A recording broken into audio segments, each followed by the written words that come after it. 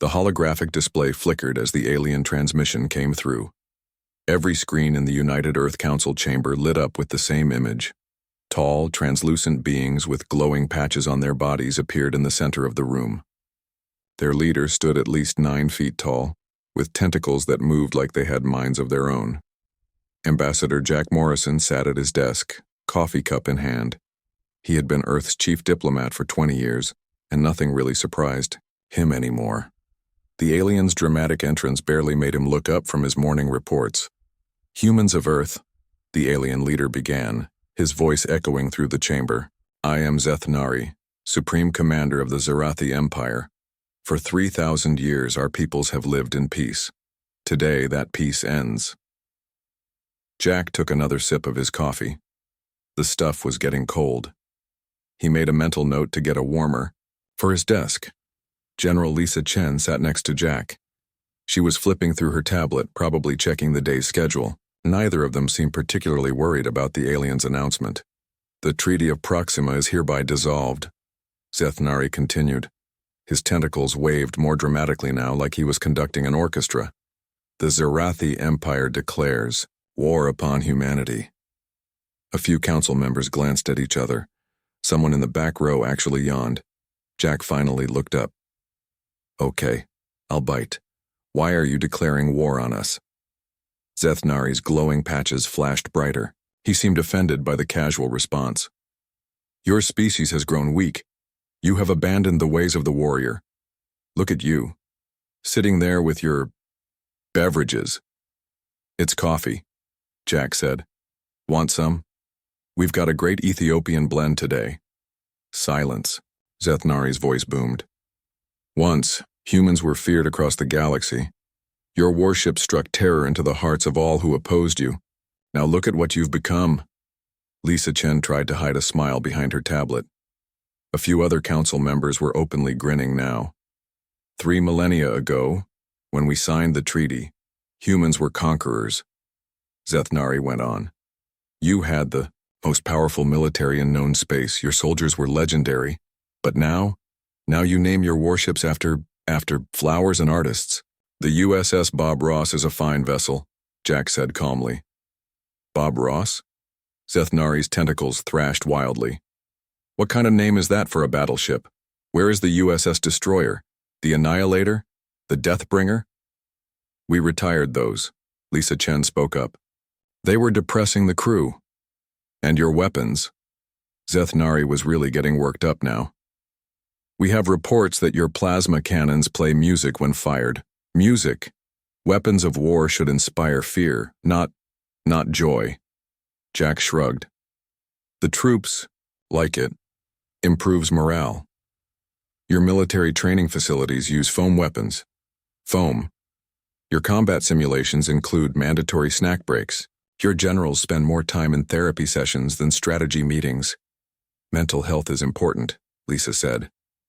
"Can't have stressed out generals making bad decisions." Zethnari's entire body seemed to vibrate with frustration. "You have grown, soft and complacent.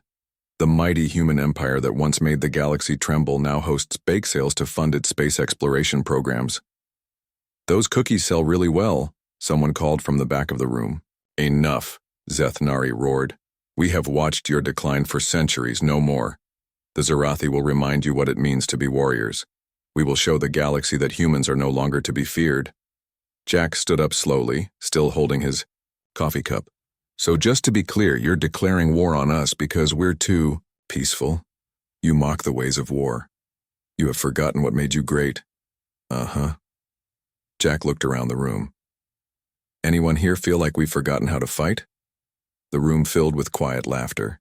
Even the security guards were smiling. "You think this is amusing?" Zethnari's voice dropped to a dangerous whisper. "You will learn to fear us. In 48 hours, our battle fleet will arrive at your borders. Prepare yourselves, humans. The Zarathi come for war." The hologram started to fade. "Wait," Jack called out. "Before you go, you sure you don't want that coffee? It really is quite good." The hologram vanished completely. The screens went dark. For a moment, the council chamber was silent. Then Lisa Chen started giggling. Soon the whole room was laughing. "Well," Jack said, sitting back down, "that was different." "Should we, prepare for war?" asked a junior diplomat. Jack waved his hand dismissively. "Nah, send a message to Admiral Foster. Tell him we've got visitors coming. He'll know what to do." "Aren't you worried?" the young diplomat pressed. "The Zarathi were pretty serious about attacking us." "Kid," Lisa Chen said, "the Zarathi haven't fought a real war in 3,000 years. They've been sitting around their empire getting bored while we've been evolving our entire approach to conflict. But they said we've grown weak." "Different isn't weak," Jack interrupted. "They think because we don't wave guns around and shout about glory that we can't defend ourselves. They're about to learn that humans didn't stop being dangerous. We just got creative about it." General Chen pulled up a file on her tablet. "The Zarathi battle doctrine hasn't changed since the treaty. They still use the same attack patterns, the same technology, the same everything. Meanwhile, we've spent 3 millennia finding better ways to resolve conflicts." "Like what?" the junior diplomat asked. Jack grinned. "You'll see in 48 hours. For now, let's finish this meeting. We've got actual important stuff to discuss. The Mars colony wants to change their weekend from Saturday, Sunday to Tuesday, Wednesday. Apparently, it lines up better with Earth's financial markets." "But, sir, the aliens—" "Will be fine," Jack assured him. "Trust me, this is going to be the most embarrassing war declaration in galactic history. For them, not us." As the council returned to regular business, discussing trade agreements and colonial administration, the threat of alien invasion already seemed forgotten. Outside the chamber windows, Earth continued its daily routine. Children played in parks. People went to work. Cafes served endless cups of coffee. In 2 days, the Zarathi would arrive expecting to find a planet preparing for war. Instead, they would find something far more unsettling. A world that simply didn't take their threats seriously. The age of human warriors might have passed, but the Zarathi were about to discover that humans had found something far more effective than guns and missiles. They had discovered the power of not giving their enemies the response they wanted. And somewhere in the depths of space, Admiral Tom Foster received his orders and smiled.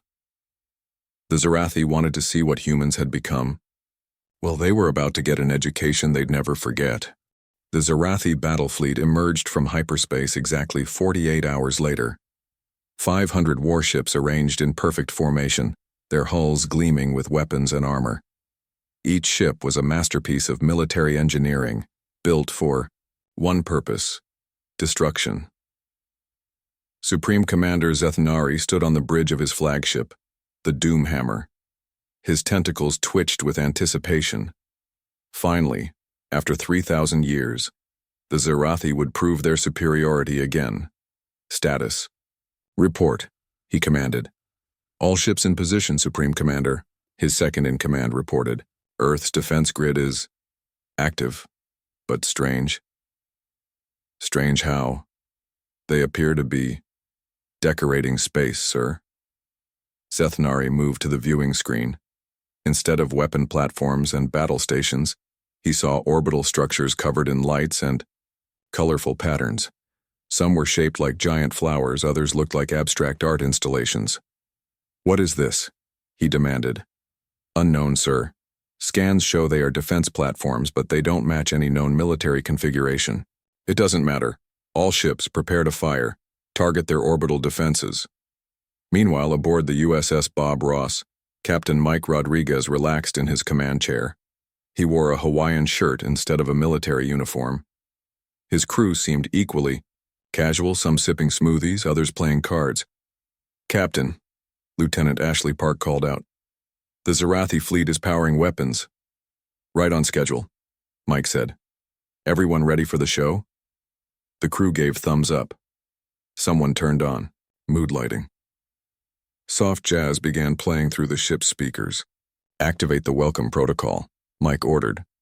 In space, the Zarathi fleet opened fire. Hundreds of energy beams and missiles streaked toward Earth's defenses. The attack was perfectly coordinated, exactly as they had practiced in simulations for centuries. Then something unexpected happened. The flower-shaped platforms opened like umbrellas. The art installations unfolded into massive collection arrays. Every weapon impact was absorbed, the energy captured and redirected into spectacular light displays. Where plasma bolts struck, holographic roses bloomed. Missile explosions created swirling galaxies of color. The more the Zarathi fired, the more beautiful space around Earth became. "What sorcery is this?" Zethnari shouted. His weapons officer looked confused. "Sir, our attacks are being converted. The humans are using our weapons' energy for what?" "For art, sir." Back on the Bob Ross, Mike opened a communication channel. "Hey there, Zarathi fleet. Welcome to Earth. I'm Captain Rodriguez. Love what you're doing with the light show. Really brightens up the neighborhood." Zethnari's face appeared on screen, his patches flashing angry red. "This is an act of war. We demand you fight properly." "We are fighting," Mike said cheerfully. "Just not the way you expected. See, we figured out that converting weapon energy into something pretty is way more efficient than shooting back. Plus, the kids love it. We're streaming this live by the Kai way. You're trending on Spacegram." "Streaming? Trending? What are these words?" "Social media, buddy. The whole galaxy is watching you help us redecorate. The hashtag Alien Gardeners is really taking off." Zethnari ordered his fleet to cease fire. The space around Earth was now filled with holographic flowers, stars, and geometric patterns, all slowly rotating in a cosmic dance. "Fire the planet crackers," Zethnari ordered desperately. "Sir," his weapons officer said nervously, "if we fire, the energy conversion will create, well, it will be very pretty, sir. I don't want pretty. I want destruction. I want fear. I want—" "Excuse me," Mike interrupted. "Quick question. Have you guys eaten? We're about to have lunch up here. Taco Tuesday. Want us to beam some over?" Zethnari's tentacles went rigid. "You offer us food during battle?" "Well, yeah. Fighting on an empty stomach is never good. Makes you cranky. Plus, our chef makes amazing vegetarian options if meat isn't your thing. We are not here to eat, we are here to conquer." Okay. Just thought I'd offer. By the way, your third squadron is drifting out of formation. Might want to check on that." Zethnari spun around. Indeed, several of his ships had broken formation. Their crews were apparently watching the light show. "Taking pictures. Get back in formation," he screamed over the fleet channel. "But sir," came a reply, "it's so beautiful. My younglings would love to see this. We are warriors. We do not appreciate beauty during battle." "Actually," Mike chimed in, "that's kind of sad. You guys should really learn to multitask. We can fight and enjoy aesthetics at the same time. It's called work-life balance." Zethnari decided to try a different approach. "All ships prepare for ramming speed. We'll crash directly into their defenses." The Zarathi fleet surged forward. As they approached Earth's defense grid, the platforms shifted configuration. Suddenly, the aliens found themselves flying through what looked like a giant cosmic maze. "What now?" Zethnari groaned. "It appears to be a game, sir," his navigator reported. "The humans have turned their defense grid into an obstacle course." Indeed, holographic signs appeared. "Welcome to Earth's first intergalactic fun run.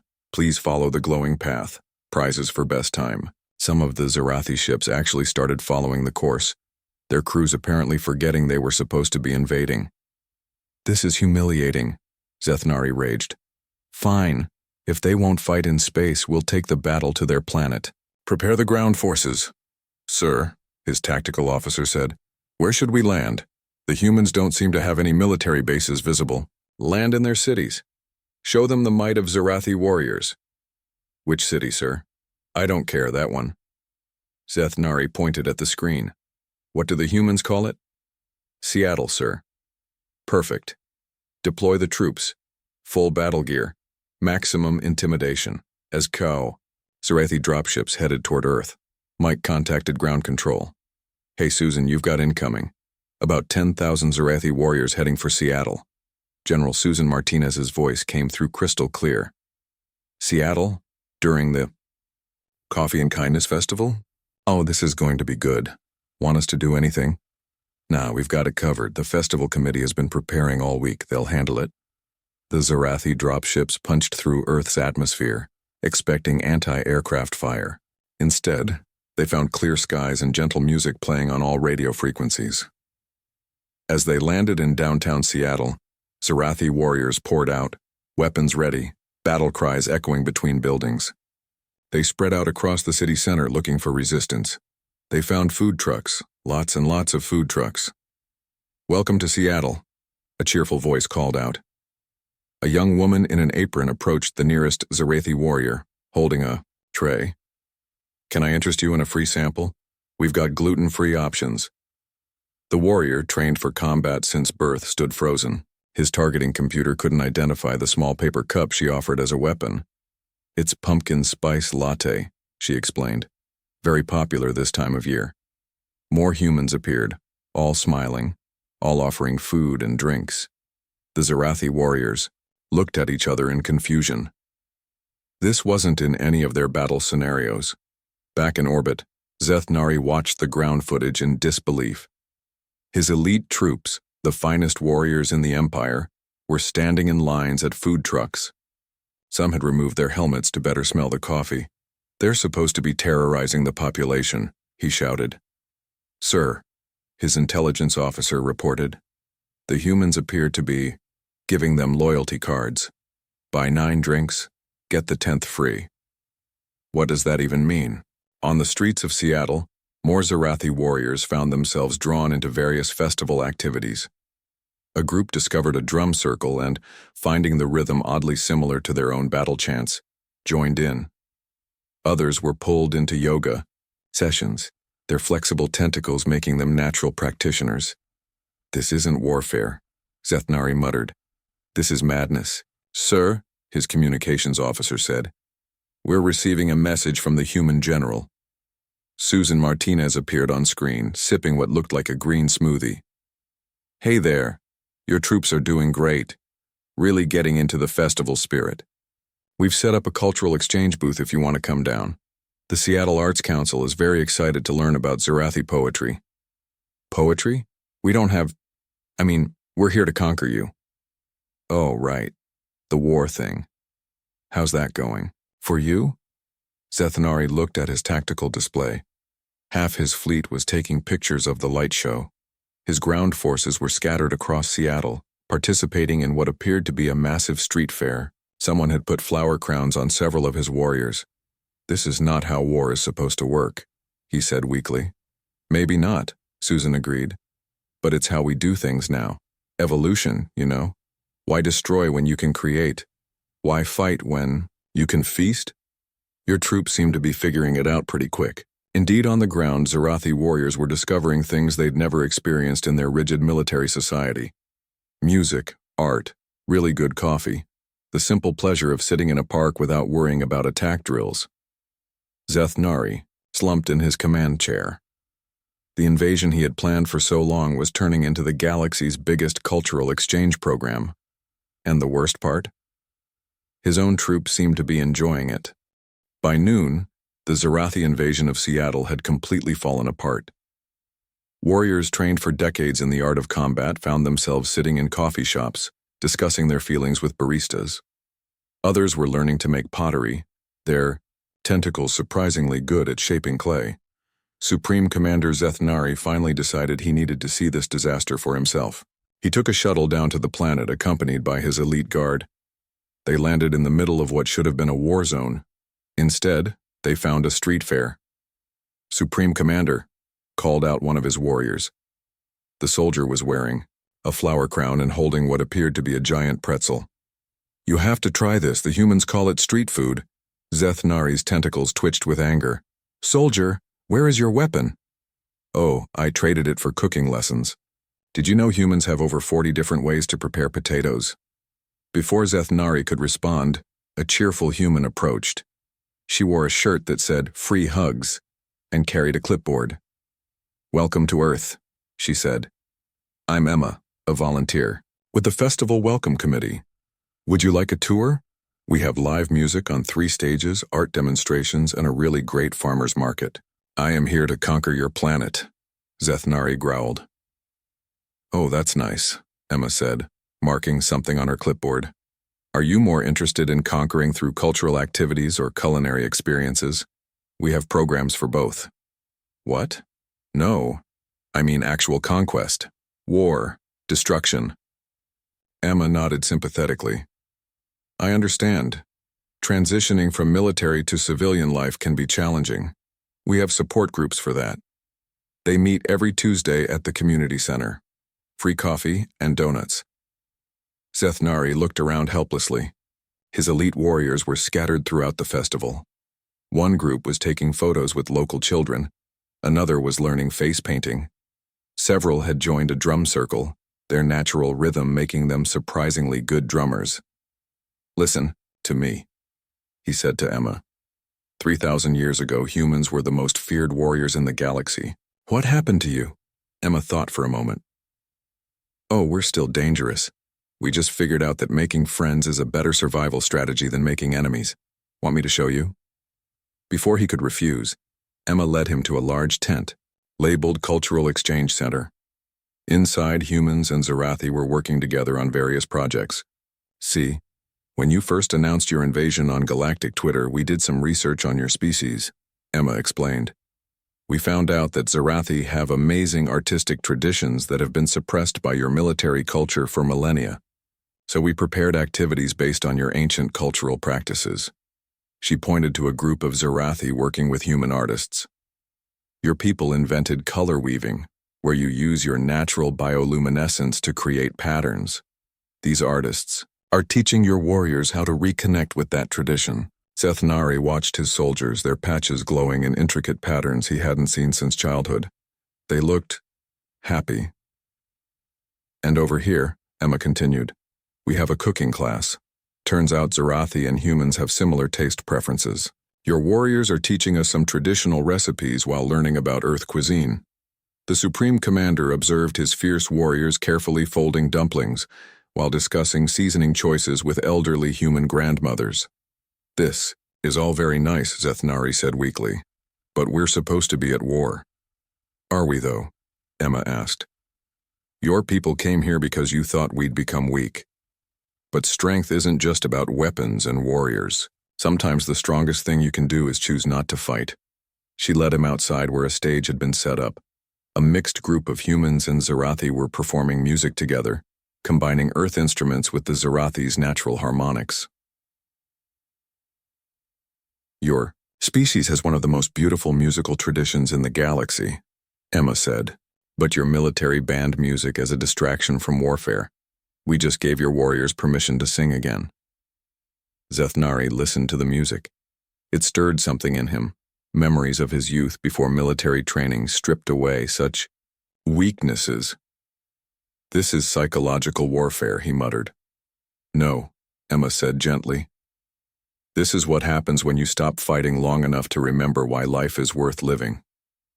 A young Zarathi warrior approached, her patches glowing with excitement. Supreme Commander, the humans have something called therapy dogs. They're small creatures that just want to be petted. It's the most wonderful thing I've ever experienced. As if on cue, a golden retriever bounded up to Zethnari, tail wagging. The dog sat in front of him, looking up with soulful eyes. What? What does it want? Zethnari asked nervously. Just to be your friend, Emma said. Pet him. It's okay. Hesitantly, Zethnari reached down with one tentacle. The dog's fur was soft, warm. The creature leaned into his touch, clearly happy. Something inside Zethnari cracked.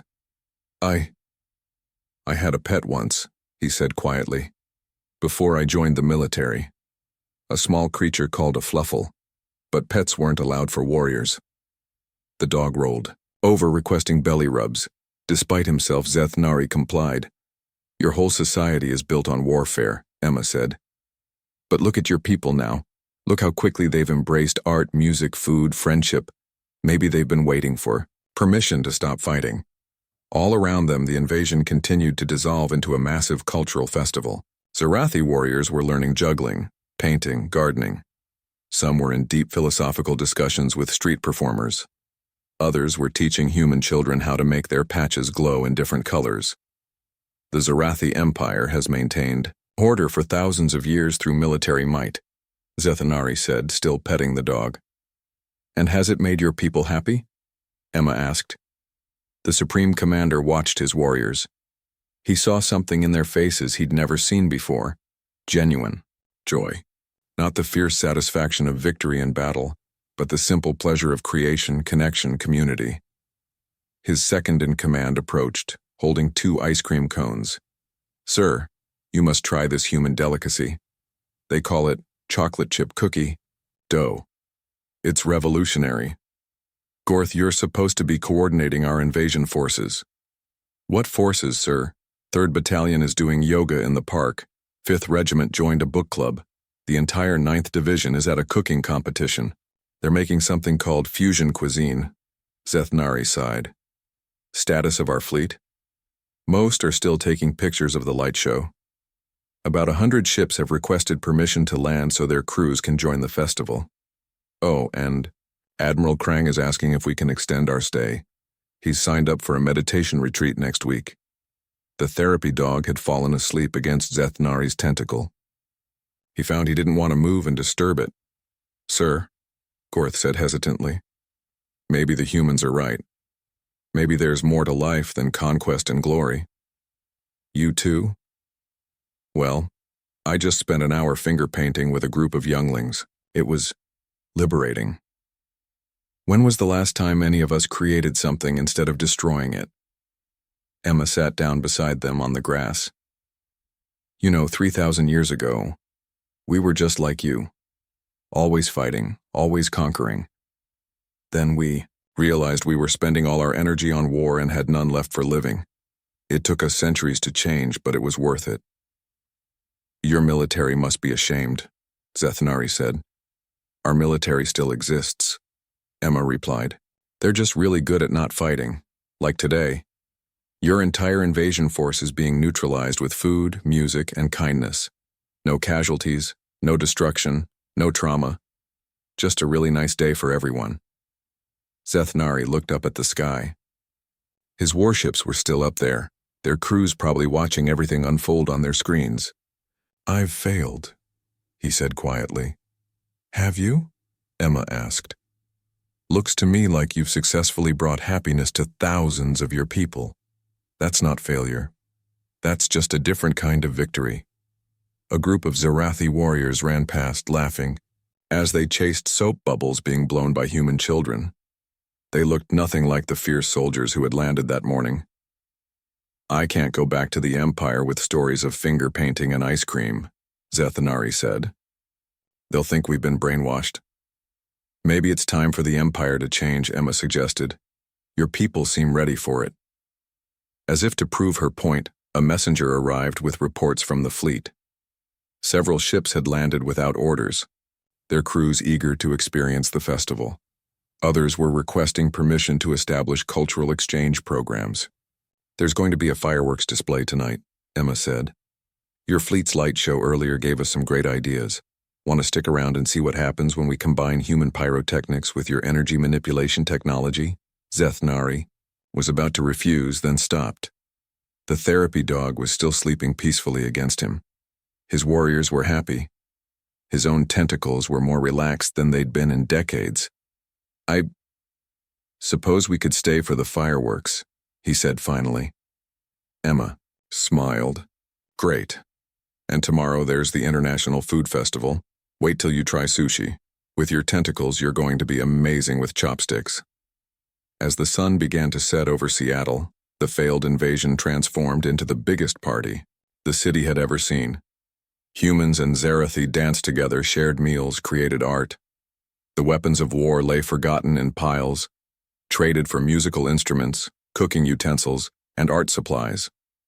High above, 3 days into their invasion, most of the Zarathi had forgotten why they came to Earth in the first place. Warriors who once dreamed of glory in battle now competed in baking contests. Ship captains who commanded vessels of destruction were learning to pilot sailboats on Puget Sound. But not everyone in the Zarathi Empire was happy about this development. Back on the homeworld, The War Council watched the events unfold with growing alarm. "This is a disaster," shouted General Vextor, slamming his tentacles on the table. "Our finest warriors have been corrupted by kindness." The other generals nodded in agreement. They watched the live feeds from Earth, where Supreme Commander Zeth Nari was currently participating in something called a drum circle. "We must act," Vextor declared. "If Zeth Nari won't destroy the humans, we will. Prepare the Nihility Cannon." The Nihility Cannon was the Zerathi's ultimate weapon, a massive device that could theoretically erase matter from existence. It had never been fired, as the energy required could drain a small star. "But sir," protested a junior officer, "the cannon hasn't been tested. We don't know if—" "Silence. The humans have made fools of us for the last time. Target their moon. When they see it vanish from their sky, they'll learn to fear the Zerathi again." On Earth, Zeth Nari was having the time of his life. He'd just finished a cooking class where he learned to make something called tacos. His tentacles, it turned out, were excellent for chopping vegetables. "Commander," one of his aides approached, looking worried. "We're picking up massive energy. Readings from the homeworld, it looks like—" "Oh no. What is it?" "They're powering up the Nihility Cannon, sir. General Vextor has taken command of the reserve fleet." Zeth Nari dropped his spatula. "That fool. The cannon is unstable, and if he fires it at Earth's moon—" He quickly called Admiral Tom Foster, who was commanding the human defenses from Lunar Base Armstrong. "Tom, you need to evacuate the moon. Our homeworld is preparing to fire a weapon that could erase it from existence." Tom's face appeared on screen. He was wearing pajamas and holding a cup of cocoa. "The Nihility Cannon? Oh yeah, we know about that. Been tracking its power signature for years." You know about it?" "Sure. Your scientists published the theoretical papers in the Galactic Journal of Questionable Weapons Technology." "Interesting concept, but the math is all wrong." "What do you mean?" "Well, the quantum resonance calculations assume a static universal framework, but space-time is fluid, especially around massive objects like moons. Your cannon might work in deep space, but fire it at our moon? Different story." Before Zeth Nari could respond, alarms started blaring. The Nihility Cannon had fired. A beam of pure unlight streaked across space toward Earth's moon. The humans on the lunar base didn't even bother to evacuate. They stood at the observation windows, some still in their pajamas, watching the beam approach. The Nihility Cannon struck the moon's surface, and nothing happened. Well, not exactly nothing. The moon's specially designed absorption fields, similar to the ones around Earth, activated. But instead of creating beautiful light shows, they did something else. They opened a portal. "What's happening?" Vextor screamed from the Zerathi homeworld. Tom's voice came over the communicator, calm as ever. "Oh, that? Your cannon doesn't erase matter. It temporarily shifts it to a parallel dimension. We figured that out about 2,500 years ago. We've been using similar technology for our pizza delivery system." "Your what?" "Pizza delivery. You open a small portal, send the pizza through, closes the portal. Instant delivery anywhere in the solar system. Much more practical than using it as a weapon." The portal above the moon stabilized. Through it came singing. Beautiful, harmonious singing. "Ah," said Tom. "Looks like we opened a gateway to the Harmonix dimension. They're lovely beings, made entirely of music." Sure enough, creatures of pure sound began flowing through the portal, their bodies shimmering with musical notes. They spread across space, turning the entire Earth-Moon system into a cosmic concert hall. Vextor watched in horror as his ultimate weapon became the galaxy's biggest music festival. Back on Earth, the Zerathi warriors were delighted. Their species had a natural affinity for music, and the Harmonix beings were teaching them songs from across dimensions. "This is exactly what we needed," said one warrior. "Do you know how long it's been since we had a proper music festival?" Zeth Nari contacted Tom again. "How long have you known our ultimate weapon was actually a dimensional portal device?" "Pretty much since you first mentioned it," Tom admitted. "We just didn't want to spoil the surprise. By the way, Have your people considered using your natural bioluminescence for dimensional navigation? You'd make excellent interdimensional tour guides. Tour guides? Sure. With your tentacles and color-changing abilities plus your apparent talent for music, you could lead tours through the musical dimensions. Much better career than being warriors. On the Zarathi homeworld, Vextor's coup was falling apart. The younger generation, inspired by what they saw on Earth, were refusing to follow orders. "We want to go to Earth too," they chanted. "We want to learn music. We want to try this pizza thing." Vextor tried one more desperate measure. "Fire all our remaining weapons at Earth. Everything we have." The weapons fired, beams, missiles, and projectiles of every description streaked toward Earth. They hit the absorption fields and were converted into a cooking show. "Welcome to Intergalactic Kitchen Wars," announced a cheerful human host who appeared on every screen in the Zarathi fleet. "Today's secret ingredient is weaponized plasma. Our contestants will have 1 hour to create something delicious using converted military energy. Let's meet our judges." The judges panel included several Zarathi warriors who had discovered a passion for food criticism. "This is insane," Vextor shouted, but his own bridge crew wasn't listening. They were watching the cooking show, making bets on who would win. Back on Earth, Zethnari was approached by Emma from the festival committee. "So," she said, "we've been talking with your people. Turns out a lot of them are interested in staying on Earth, at least for a while. We've got some ideas about setting up a cultural exchange program." "Really?" "Yeah. Your warriors are amazing artists, and your pilots want to start a delivery service using their ships. Apparently, they're really fast and could revolutionize our postal system." Zethnari's communicator buzzed. It was a message from home. The War Council had fallen. A new government was forming, led by the younger generation who wanted to embrace cultural exchange instead of warfare. "Supreme Commander," the message read, "we hereby relieve you of military duties and appoint you as our first ambassador of interspecies harmony. Your new mission, establish peaceful relations with Earth and bring their revolutionary ideas back to our people." "I guess I'm staying," Zethnari told Emma. "Great. We're having a celebration tonight. The Harmonix beings are putting on a concert. Want to join us?" That evening, the skies above Earth were filled with music. The Harmonix beings created symphonies that could be seen as well as heard. Zarathi warriors danced alongside humans, their bioluminescent patches pulsing in time with the rhythm. Former Admiral, now DJ Foster, had set up a cosmic sound system, using the moon as a giant speaker. The bass notes could be felt all the way to Mars. On the Zarathi homeworld, the population watched in wonder. The old ways of constant warfare and rigid military discipline were crumbling. In their place, something new was growing. "You know," Zethnari said to Mike Rodriguez as they watched the concert, "when we declared war on you, this wasn't what we expected." "Nobody expects the human cultural response," Mike replied. "We found that aggressive friendship is much more effective than aggressive aggression."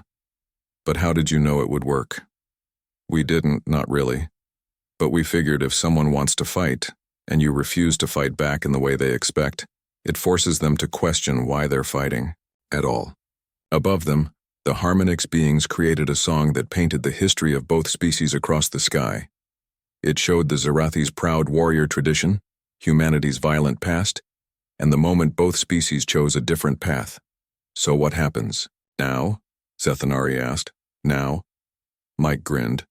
"Now we party. Tomorrow we start building something new together. Your people have amazing technology. We have some pretty good ideas about how to use it for things besides war. Imagine combining your dimensional portals with our entertainment industry. We could have concerts featuring artists from across the universe." The old guard won't give up easily. They never do. But look around. Your young people are already embracing change. Give it a generation or two and who knows, maybe the Zarathi will become the galaxy's greatest artists instead of its greatest warriors. As if to prove his point, a group of young Zarathi had joined, with human musicians to create a new form of music that combined Earth instruments with Zarathi bioluminescent harmonics. The result was something neither species could have created alone. The Nihility cannon, weapon of ultimate destruction, had become the galaxy's greatest musical instrument. The invasion fleet now served as a cosmic light show. And two species that had been prepared for war found themselves planning a future of cooperation and creativity. The real battle, it turned out, had never been between humans and Zerathi. 6 months had passed since the Zerathi declared war on humanity. The galaxy barely recognized the former warrior empire. Their warships now served as cargo vessels, delivering goods and cultural artifacts between worlds. Their soldiers had become artists, chefs, musicians, and tour guides.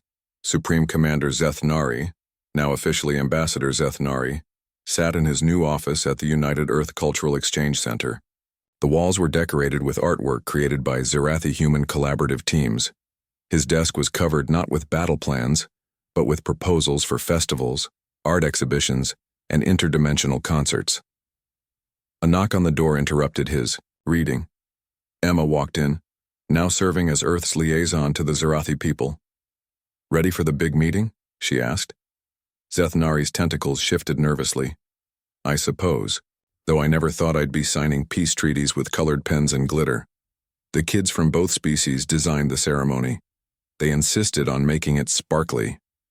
They walked to the grand hall where representatives from across the galaxy had gathered. The new treaty ceremony was about to begin. The hall looked nothing like traditional diplomatic venues.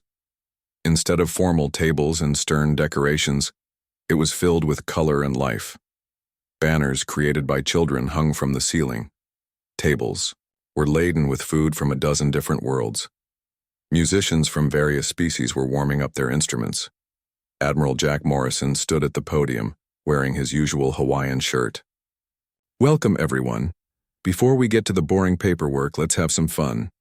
The Harmonics Choir will now perform the new Galactic Anthem." The beings of pure music began their performance.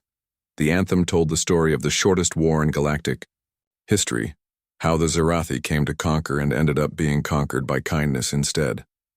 After the music, children from both species presented the new treaty. It was written on biodegradable paper embedded with flower seeds.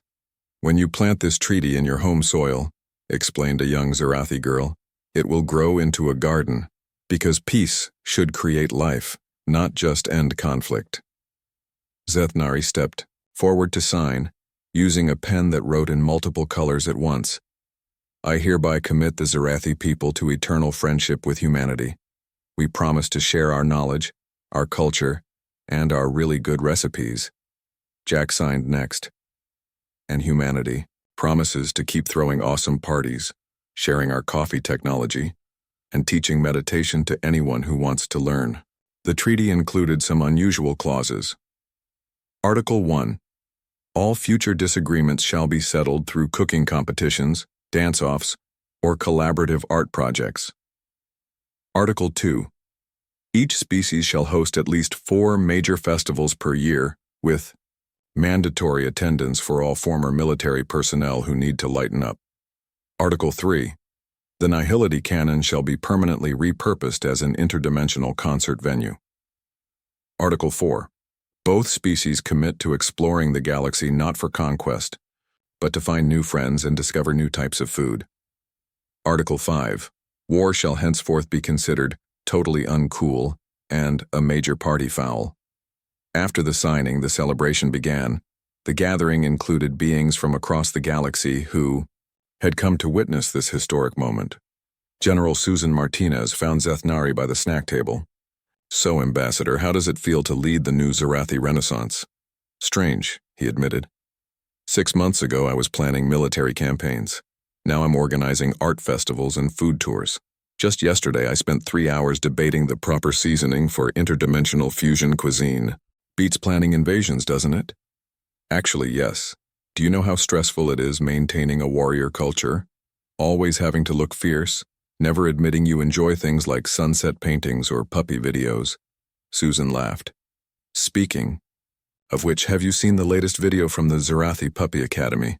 Your people are naturals at dog training. All those tentacles are perfect for belly rubs." As they talked, a commotion arose near the dance floor. A group of young Zerathi and humans had started an impromptu dance battle. The Zerathi's ability to change colors and move their tentacles in rhythm made them formidable opponents. But the humans responded with breakdancing moves that defied physics. Should we stop them? Zethnari asked. Are you kidding? This is exactly what the treaty's about. Friendly competition instead of deadly combat. The party continued well into the night. At one point, the Harmonix beings opened small portals to other dimensions, allowing the party to expand across multiple realities. Beings from across the universe joined in, creating the largest celebration in cosmic history. Near dawn, Jack found Zethnari sitting in the garden outside, watching Earth's sun rise. Penny for your thoughts, Ambassador. I was just thinking about how this all started. We came here convinced that humanity had grown weak. Turns out, you just evolved past the need for conventional strength. Evolution's funny that way. Sometimes, the strongest adaptation is learning when not to fight. Our entire civilization was built on the idea that power comes from military might. You've shown us that true power comes from creating connections, building communities, making others want to be your friend rather than forcing them to fear you. Jack sat down beside him. Want to know a secret? We weren't always sure it would work. When you showed up with your fleet, there was definitely some panic, but we figured if we were going to potentially get conquered, we might as well throw one hell of a party first. Zethnari's tentacles rippled with laughter. And now look at us. The Zarathi Empire is hosting its first intergalactic bake-off next month. Our most decorated warriors are arguing about frosting techniques. Culture has a way of conquering conquerors, Jack said. Give people something more fulfilling than warfare, and they'll choose it every time. As the sun rose fully, they could see the changes already taking place. Zarathi ships, once designed for destruction, were being retrofitted as mobile cultural centers. Earth's defense platforms, still shaped like giant flowers, now served as actual gardens in space. You know, Zethnari said, future historians will probably call this the silliest war in galactic history. Good. Maybe they'll learn something from it. Over the following months, the changes accelerated. The Zarathi homeworld transformed from a military fortress into a center for arts and culture. Their traditional war chants became the basis for a new form of musical therapy. Their combat training grounds were converted into the galaxy's largest playground. Other warrior species began taking notice. The Vronak Confederation, known for their brutal efficiency in battle, sent a delegation to Earth to study human defensive strategies. They left 3 weeks later with recipes for chocolate chip cookies and plans to convert their dreadnoughts into traveling circus ships. The Makari swarm, a hive mind species that had terrorized systems for millennia, discovered human video games. Within months, they'd shifted from planning invasions to organizing the largest multiplayer gaming tournaments in the galaxy. One by one, warrior cultures across the cosmos began to question the old ways. If the mighty Zarathi could find happiness in art and music, why couldn't they? A year after the failed invasion, Zethnari stood before the Galactic Council to present what became known as the Earth Doctrine, the revolutionary idea that the best way to defeat an enemy was to make them your friend. Humanity didn't defeat us with weapons, he told the assembled beings. They defeated us with joy. They showed us that life is too short and the universe too beautiful to waste time on destruction. Any species can learn to fight. It takes true courage to learn to love. The doctrine spread across the galaxy like a benevolent virus. Wars ended not through treaties, but through potluck dinners. Border disputes were settled with dance competitions. Ancient enemies discovered they had more in common than they thought, especially when it came to complaining about their younglings' taste in music. 5 years after the Zarathi declared war on humanity, the galaxy was unrecognizable. The cosmic arms race had been replaced by the cosmic arts race, with species competing to create the most beautiful music, the tastiest food, and the most entertaining festivals. Earth became the galaxy's cultural capital, not through conquest, but through invitation. Beings from across the universe came to learn the human art of aggressive friendship, the ancient Earth technique of killing with kindness, and the mysterious practice known as group hugs. In his memoirs, Zethnari wrote, "We came to Earth as conquerors and left as converts. We thought humans had forgotten how to fight. Instead, they had learned something far more powerful: how to make fighting unnecessary. They conquered the galaxy not with weapons, but with welcome mats. Not with warships, but with warm smiles. And in the end, we all discovered that the universe is much more fun when you're making friends instead of enemies. The Great Zorathi War of 2157 went down in history as the only conflict where the casualty list consisted entirely of bruised egos and burst sides from too much laughter. Military academies across the galaxy added new courses on defensive friendship and strategic kindness. And somewhere in the cosmos, on a small blue planet that had once been dismissed as too peaceful to take seriously, children of all species played together under skies that had forgotten the color of war. The humans hadn't just won a war. They had killed war itself with kindness, and the galaxy lived happily ever after.